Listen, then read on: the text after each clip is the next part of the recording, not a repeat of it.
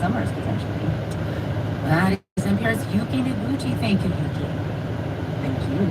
Researchers have identified a speed demon at the heart of the Milky Way. It's the fastest star ever documented in our galaxy, and it may yield insights into the black hole parked nearby. NPR science reporter Ari Daniel has our story. It was 2002 when scientists calculated the mass of a truly gargantuan object in the middle of the Milky Way. The answer was simply staggering. It was 4 million solar masses. That is 4 million times the mass of our sun, says Stefan Gillison, an astronomer at the Max Planck Institute for Extraterrestrial Physics in Germany. That's so big, it almost certainly had to be a supermassive black hole. You have this dark shadow, this silhouette, which is surrounded by a shimmering halo of light. Black holes are, by their very nature, yawning enigmas. Researchers still have many basic questions about what they are and how they influence space-time.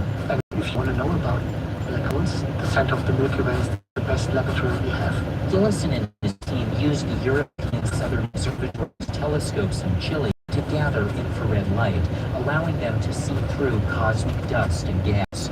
Felix Mung is a PhD student in the department. Just by using infrared light, you can peer into the most central part of the nucleus of the Milky Way. Mung first noticed something curious in the data a few years ago. A small flicker of light, a very faint star came to our attention, which moved with a very high velocity. Mung tracked the position of the star over the next couple of years and also looked back to see where it had been. Using Newton's law of gravity, tweaked by Einstein's theory of general relativity, he determined the star's nearly 9-year orbit took the form of an elongated ellipse. The black hole squats at one end of that oval. Stefan Gillison again. The star comes in one direction, getting faster and faster and faster, then gets a very sharp turn around the black hole. That's when it's at its highest speed, over 15,000 miles per second, about 8% of the speed of light, making it the fastest star ever observed in our galaxy. The important thing about the discovery, though, isn't the star's speed, but rather its proximity to the black hole. The star feels how space and time are distorted by the black hole. Thereby we can use the star to visualize how gravity is active on space and time. The research is published in the journal Nature. Erin Kara is an astrophysicist at MIT who wasn't involved with the study. I think this is a really exciting result.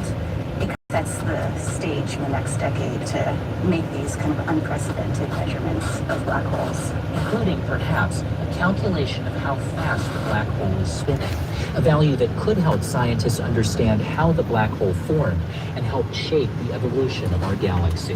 What I love about black holes is that they're both where our understanding of physics breaks down, and at the same time, they're really fundamental for explaining why our galaxy looks the way that it does. So you should be able to figure out a lot. The star whizzing around a black hole, it tickled Stefan Gillison's imagination. He considers what it'd be like to be an alien living on a hypothetical planet orbiting that star. Every 9 years, you would get to see this black hole appearing big in the sky.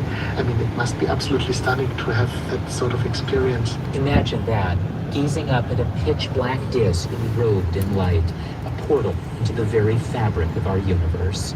Ari Daniel, NPR News. You're listening to Weird Al Yankovic performing at NPR's Tiny Desk. The video dropped today, and you can watch the full Tiny Desk concert on the music tab of the NPR app. Download it today by visiting npr.org/get the app. I bought on eBay. This is NPR News. Gotta love Weird Al. This is CPR News. I'm Nathan Fernando Frescas, live in Denver. Get tough federal immigration policies have had a big impact on the health care of immigrants. New research shows how that's being felt by the doctors who treat them. Here's CPR health reporter John Daly. Hundreds gathered in Greeley last winter for a church service. One man whose family immigrated from Guatemala brought his mom to a free health fair. She came for a physical because she's been afraid to leave the house, scared of getting deported. She's afraid that they're gonna send her information to immigration and contact them and stuff like that. So I would say there's a lot of fear right now in the Afraid of the A concentration former camps. mom, a primary care doctor in Aurora, knows well that kind of patient fear. heightened during the second Trump administration, spilling And into their the care concentration doctors camps. provide. In a word, Rom says, it's devastating. The other one is more how I feel, which is hopeless. researchers interviewed dozens of primary care doctors nationwide, Unless including you have Rom, hope for the as time part of a Trump study on the administration. impact and switched appointments, and had deep worries that ER visit care could lead to being detained by ICE. I saw depression and anxiety start to spike in some of the patient populations that had to be thinking about this all the time. And then lots and lots and lots of missed care, gaps in care, especially.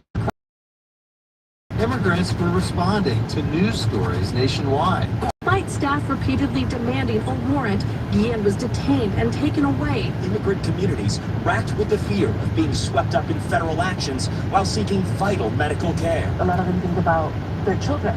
What is going to happen to my child if I'm not here? Physicians who were part of the qualitative study described how responding to the needs of their increasingly stressed immigrant patients led to a sense of powerlessness and what's called moral injury. Again, here's Rom. Moral injury is the best word I can describe for it, because